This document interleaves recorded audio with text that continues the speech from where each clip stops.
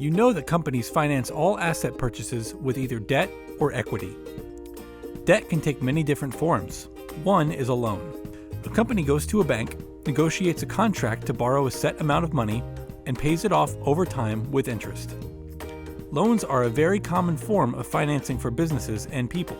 Owing a lot of money through a loan to one entity gives that entity a sizable amount of leverage over the company.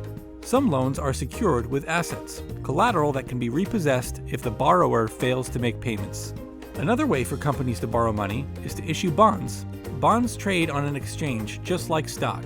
Unlike a loan, however, the bondholders don't individually have sway over the company. This can be good from a decision-making standpoint.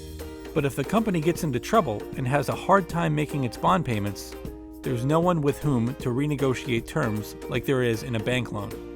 A bond states three things: its par value, also called its face value, its coupon rate, which is stated as a percentage of par, and its maturity date.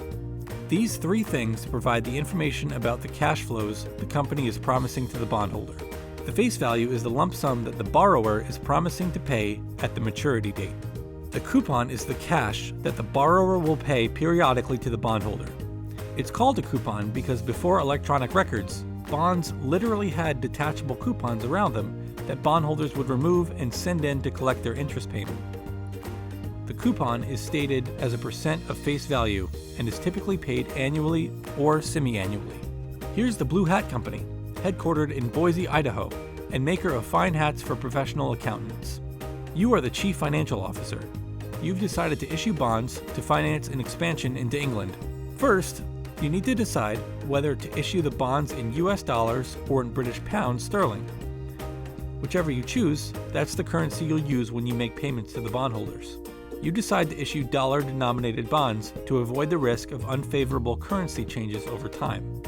You arrange for an issue of 10-year bonds, each with a $10,000 par value and a coupon of 5% payable semi-annually on June 30th and December 31st. This means that every 6 months for the next 10 years, Blue Hat will pay each bondholder $250 and will also pay the bondholders the $10,000 par value at the end of the 10-year period.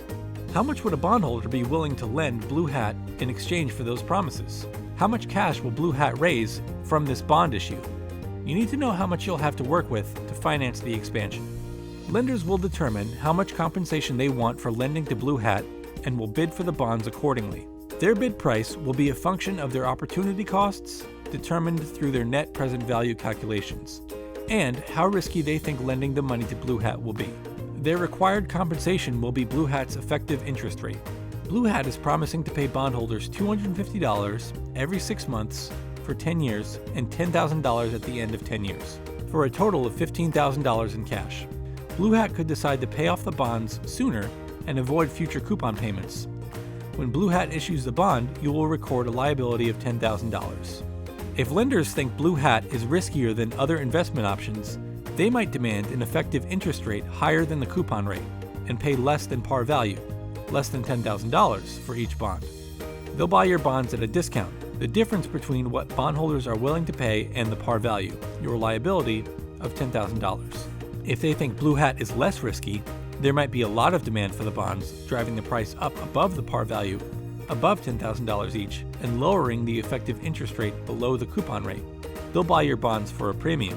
This effective interest rate is the interest expense over time, Blue Hat's cost to borrow money. If bondholders pay exactly face value, then the interest expense over the entire 10-year life of the bond, the money paid in excess of the money borrowed, is $5,000, the same as the 5% coupon. If bondholders buy the bonds at a discount, if they demand a higher effective interest rate than the coupon, Blue Hat's effective interest expense over the life of the bond is greater than $5,000. Blue Hat is promising the same $15,000 in payments, but receives less money from the bond issuance. In other words, they're able to borrow less money. If bondholders buy the bonds at a premium, in other words, if they bid prices to a lower effective interest rate than the coupon, the effective interest expense over the life of the bond is less than $5,000. Blue Hat is promising the same $15,000 in payments, but receives more money from the bond issuance. In other words, they're able to borrow more money. It's important to note that discounts aren't necessarily bad and premiums aren't necessarily good. They're simply a reflection of market demands at the time the bonds are issued.